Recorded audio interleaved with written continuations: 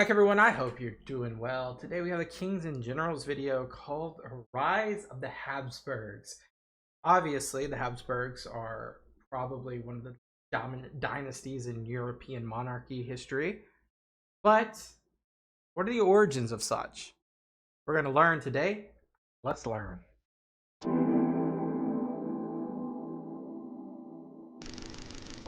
On the fields of Central Europe some 1,000 years ago, a young Swabian nobleman named Radbot was out hunting.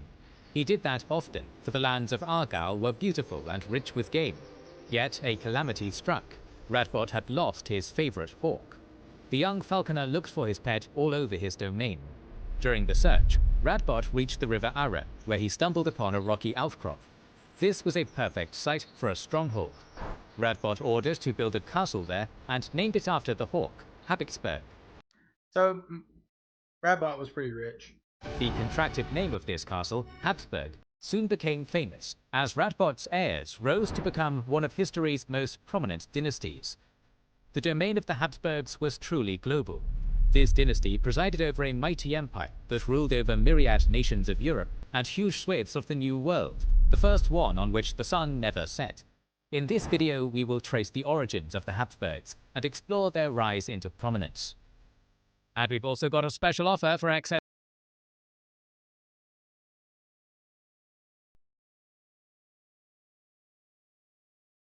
Okay.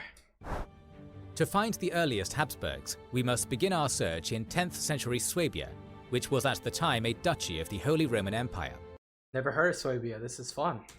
Swabia was further divided into self-governing counties, or Gauss. One of these Gauss, located along the river Arre, was called Argyll, and known for having one of the densest concentrations of castles in medieval Europe. It is also where we find the first Habsburg who historians can confirm existed, a nobleman named Lanzelin. The story of Radbot and his hawk is most likely a myth. There was indeed a Radbot who was the son. Maybe Romulus and Remus was also a myth. We just gotta take that with a grain of salt. Legends are... There's probably some truth to it, right?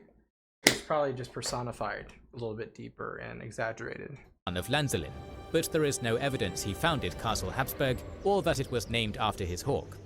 In addition, Castle Habsburg itself was largely irrelevant. The dynasty we talk about today had a long list of titles and possessions, and Habsburg was listed somewhere on the end of this list. What everyone knew as the House of Austria only picked up the name Habsburg in the 18th century, when tracing one's origins became fashionable. Nowadays, Argyll is a part of Switzerland. Despite this, Swiss historians do not treat the Habsburgs kindly. According to the Swiss narratives, the Habsburgs were evil robber barons. They exploited the local peasants and even forced them to pay 3 shillings for the wife's first night. Probably just the area where a lot of the common folk lived had to pay taxes to this for protection, probably. This, however, was not a fair assessment. Nationalist myths need villains, and the Swiss used the Habsburgs for the role. 3 shillings were a simple payment upon marriage, and it was common for Swiss lands elsewhere. Indeed, the ancestors of the Habsburgs did not need to shake down peasants, for they had a different source of income. Italian merchants heading for the fairs in Champagne or Flanders usually crossed Argyll. Realizing that their land sat on a major trade route, the Habsburgs installed dozens of toll stations to extract income from travelers. With that, so they owned the river. Wealth, they attracted and employed local landowners. In addition, maybe not the river, but the turnpikes. The Habsburgs also accumulated wealth by using their signature move, dynastic inheritance. Throughout the 12th and 13th centuries, they intermarried with most families in Swabia. Once those families died out, the Habsburgs obtained their lands.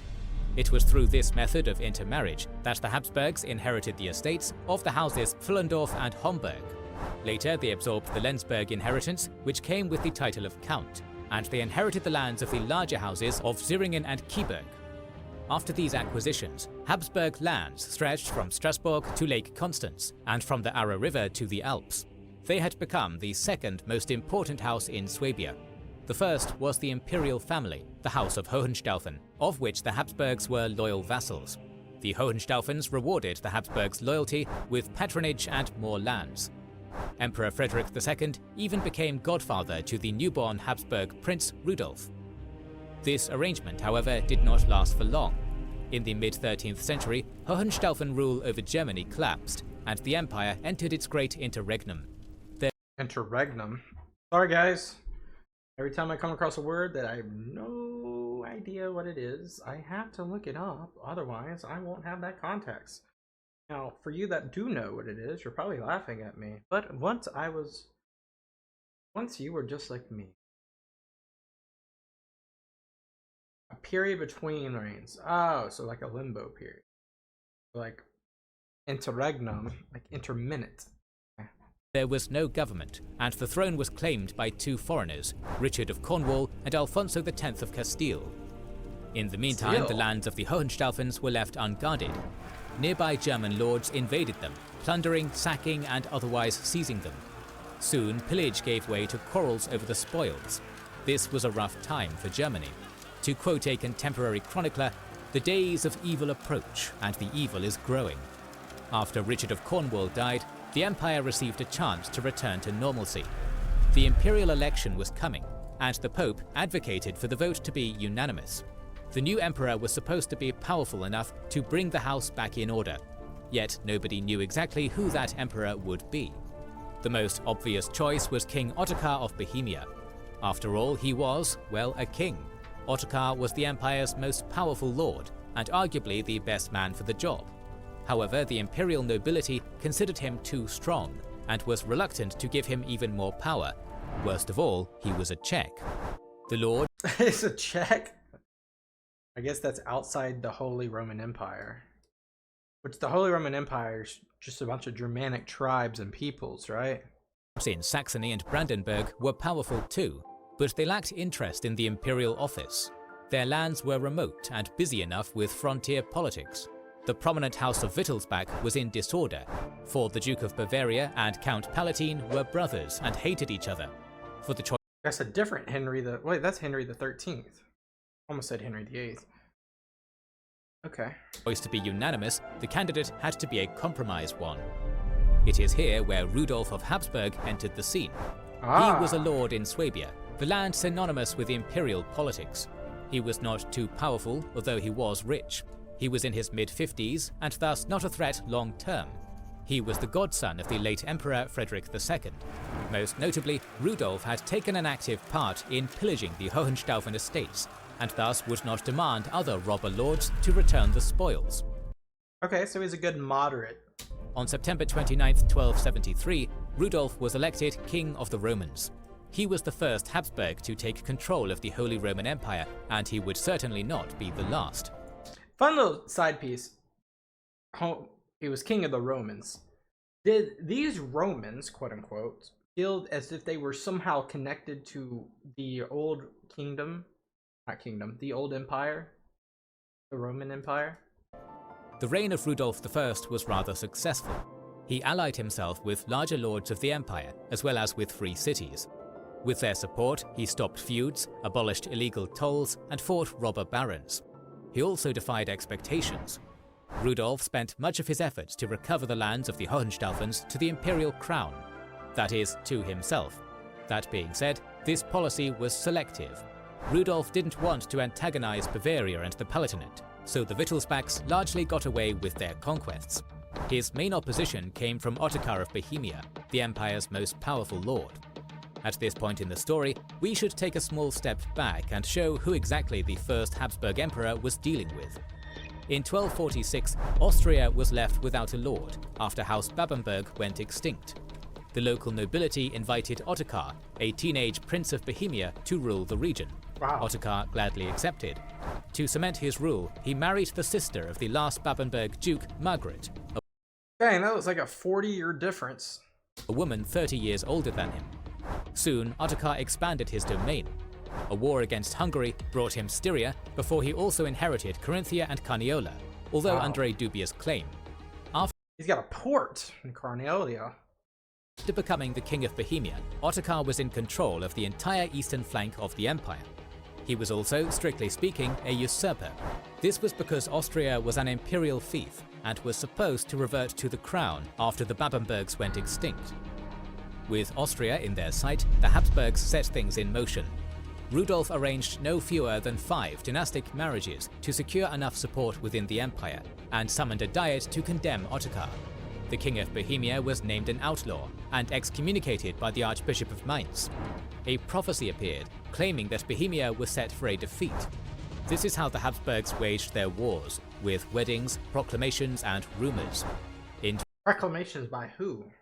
Like some religious head? 1272, Rudolf finally struck. His army made its way into Austria and captured Vienna. Facing rebellions at home, Ottokar cut his losses and capitulated. Austria was lost. The King of Bohemia returned home, consolidated support, regrouped, and got ready for round 2. In 1278, the war resumed. Ottokar started his campaign poorly. He took control of strategically unimportant places and wasted time on sieges. Rudolf used this delay to leave Vienna and unite forces with his ally, Ladislaus IV of Hungary. A lot of stuff is happening very fast. I'm trying to keep up with it, but this is, I'm guessing, of course, the whole video is about the origins of the dynasty Habsburg. So Rudolf's primary adversary, submitting his Habsburg's legacy, is Ottokar. I'm caught up. August, the two sides met on the right bank of the river Morava, or March. The terrain was ideal for cavalry, and indeed both armies consisted mostly of horsemen. There, on the field between Jedenspeigen and Dürnkruth, they would fight a battle which would decide the fate of Central Europe. Whoa. Ottokar divided his army into 3 contingents, about 2,000 strong each. His vanguard was mostly Czech and consisted of knights from Bohemia and Moravia. The second contingent was the heaviest, composed of German cavalry. In the third group, Ottokar placed his Polish and Silesian allies. Together, he had about 1,000 heavily armed knights and 5,000 light cavalry. Rudolf's army was also divided into 3 groups, each one slightly larger than their Bohemian counterparts. The King of Hungary was given the honor of leading the vanguard. A greater part of his army were Cuman mounted archers, light but highly mobile. The second contingent was made up of knights from Austria. The third and most combat-capable group was composed of Swabians, Alsatians, and Bavarians. 3-1? Rudolf's army was larger, yet he had 3 times less heavy cavalry than Ottokar. The battle was started by the 2 vanguards. The Czechs rode to the south of Jedenspeigen, only to be met by a rain of arrows. The Cuman archers repeatedly approached the Czechs, shot and withdrew, without engaging in close combat. Once the Czech lines were weak enough, Hungarian cavalry struck. Ladislaus IV could be proud of his men. The Czechs fled, and the Habsburgs won the first round. It was time for Ottokar to bring his second contingent. He personally led a force of heavy German knights, his strongest troops, to the Marchfeld. Rudolf responded by sending his Austrian knights to help out the Hungarians. The 2 forces clashed. It soon became clear that the fight was uneven. Ottokar had the upper hand and pushed the Austrians and Hungarians almost to the Weidenbach stream. Rudolf turned to his third. They have like an advantage in terms of going downhill. Like, shouldn't win this, it feels like. Contingent, which he led personally. Upon crossing the Weidenbach, he was struck by an enemy and fell off his horse. It looked as if the counterattack was over before it started.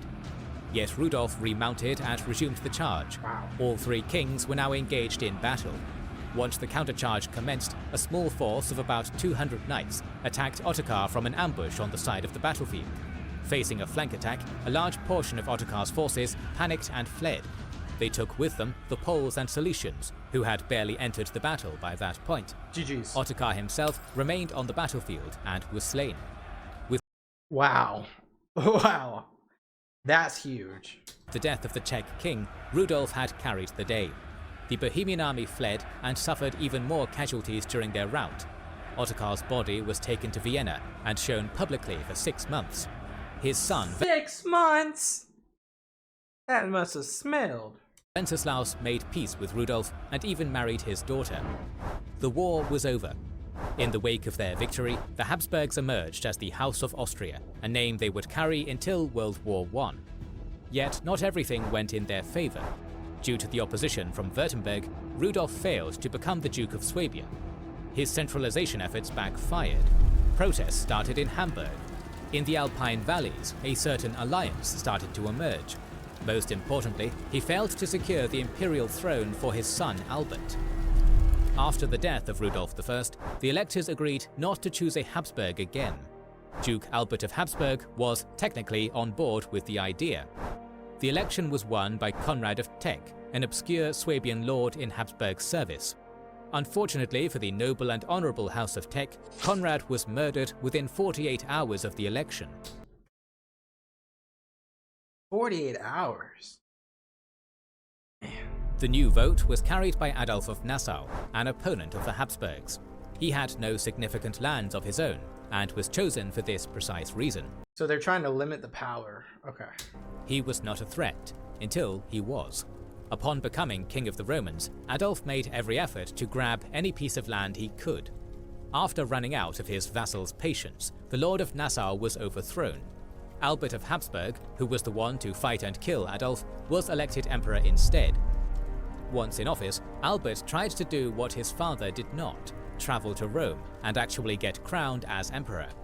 Yet Pope Boniface VIII refused the request, proving that the fear of making the Habsburgs too powerful was still prevalent. In fairness to the Pope, that fear was not unfounded. Albert arranged a dynastic marriage with King Philip IV, allying the Habsburgs to the powerful Kingdom of France.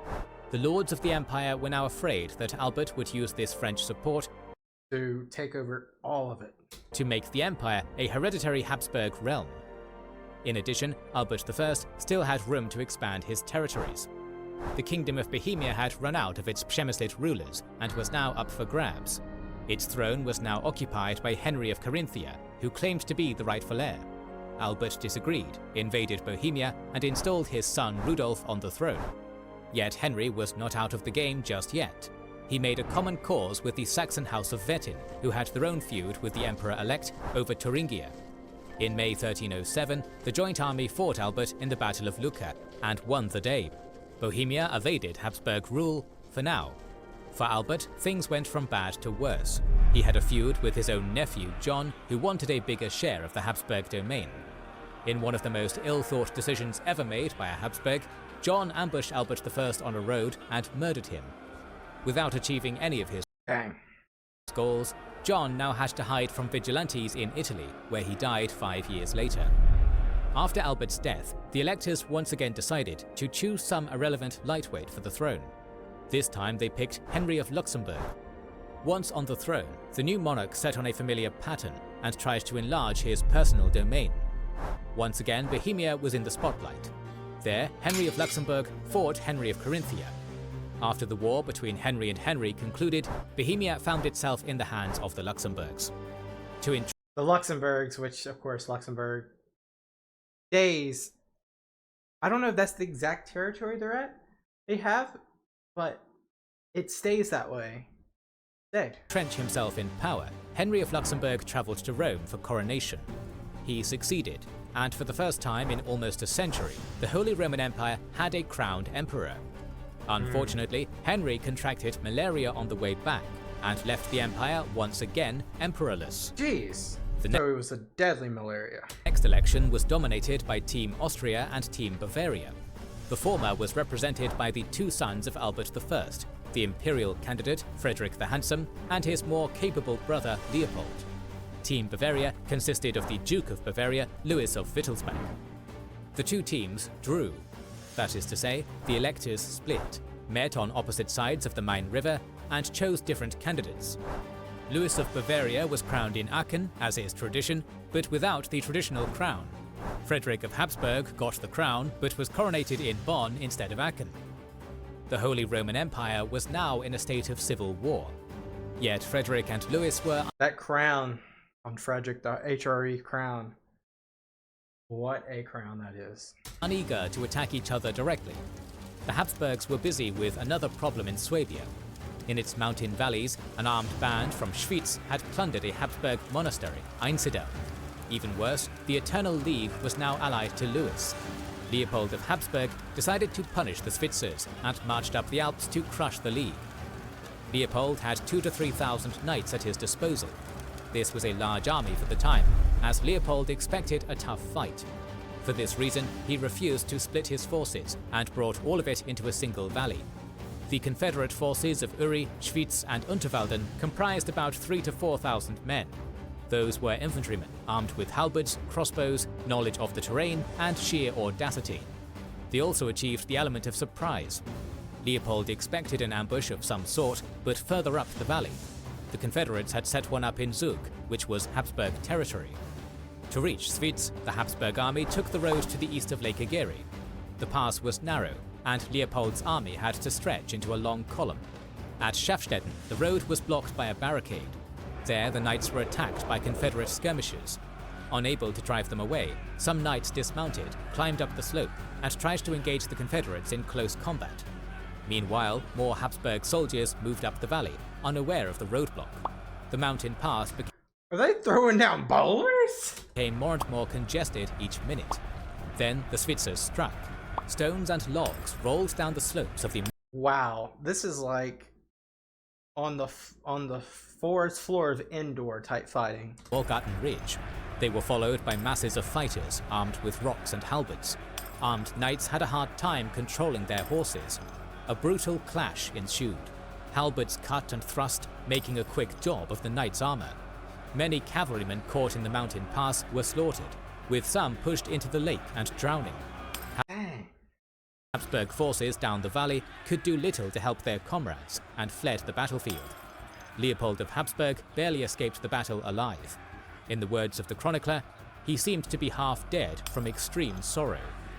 While immensely relevant for Whoa, that horse. Swiss independence, the Battle of Morgarten had little impact on the war. The Habsburgs bit the bullet, recovered, and continued to fight. After all, Frederick of Austria and Louis of Bavaria still had a throne to contest. So it was that the war continued. For years, both sides were engaged in raids and skirmishes, with no decisive battle in sight. Only in September 1322 did the Habsburgs plan a decisive campaign to end the war. Frederick the Fair moved his army from Austria to Passau and then to Mühldorf. There he was met by his ally, the Bishop of Salzburg. In addition, another Habsburg army under Leopold was marching there from Swabia. Louis of Bavaria arrived at Mühldorf roughly at the same time as Frederick and before Leopold. He had fewer forces than the two Habsburgs combined, yet he now had a chance to defeat them in detail.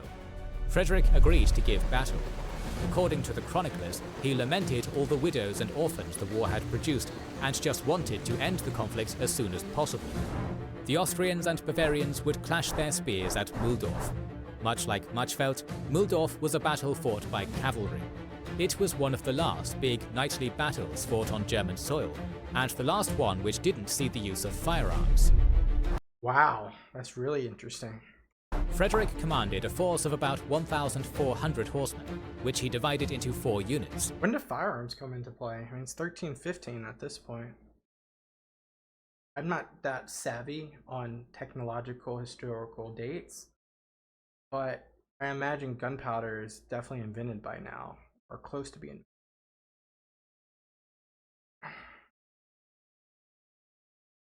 In 1649, we just watched it.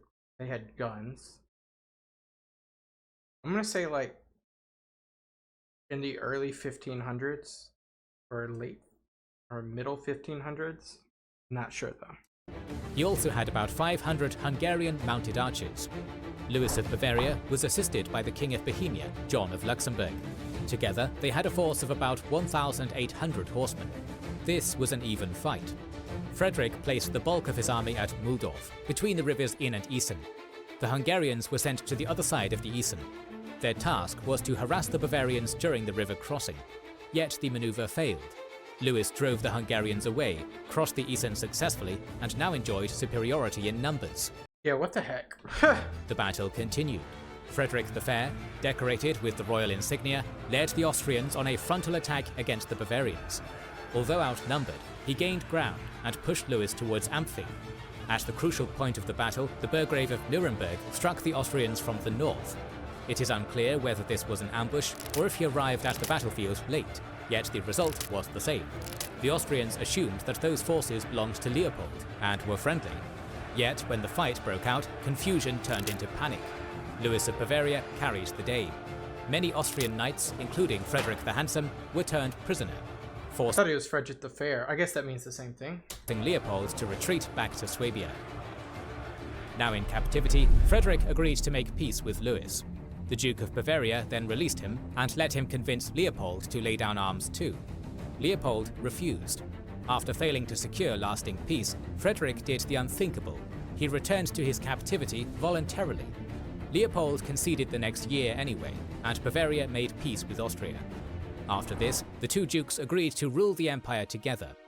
In this arrangement, the Habsburgs retained their lands, Frederick became the emperor's regent in Bavaria, and even held the honorary title of king. While the war could have gone much worse for the Habsburgs, it was still a defeat, one in which they repeatedly lost battles to the Saxons, Swiss, and Bavarians. All the momentum behind their rise was gone.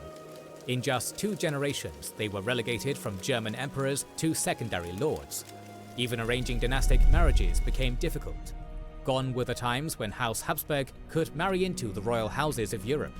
Now, Austrian princesses had to be content with marrying obscure Polish dukes and French nobles. Louis of Bavaria, now Emperor Louis IV, had an eventful reign. He involved himself in Italy, took part in the Western That's when the schism happened. And even took part in another civil war. The Habsburgs took part in those events, but now they could only play a secondary role. Team Austria gave way to Team Bohemia. Eventually, Louis IV was overthrown, and the imperial throne passed to the Luxembourgs. Charles IV was one of the empire's most famous emperors. While his deeds, doings, and misdemeanors are a topic for another video, one of his achievements deserves a mention in this video.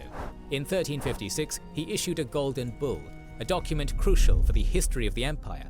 It elevated 7 electors, the archbishops of Mainz, Cologne, and Trier, the King of Bohemia, the Count Palatine, the Duke of Saxony, and the Margrave of Brandenburg. These electors received the exclusive right to elect emperors, and their lands were declared indivisible. Missing from the list were Bohemia's 2 main rivals, Austria and Bavaria. The Habsburgs were outplayed, outmaneuvered, and left on the sidelines of German history. It looked as if their story had ended. However, nothing could be further from the truth. The Habsburgs rebounded, reformed, and reinvented themselves. The House of Austria rose once again to greatness, and now it was there to stay. This, however, is a story for another day. More videos on Central European history are on the way, so make sure you are subscribed. Beautiful. And I'm not sure if there was a continuation with this, but if there is, we're definitely going to jump on it. Don't really, this is all new to me, so that's why I don't have a lot to say about it. I'm more or less soaking it in with you guys. Really interesting. I thought the Habsburgs were done for right there, but apparently not. And this electorate and the thing that they did, the Golden Bull, I guess really creates an alliance against a power vacuum that could happen in the future. Sets the precedent. That makes sense. Really cool stuff. Leave me some video recommendations down below, guys. I'll see you guys next time. Peace out. Bye-bye.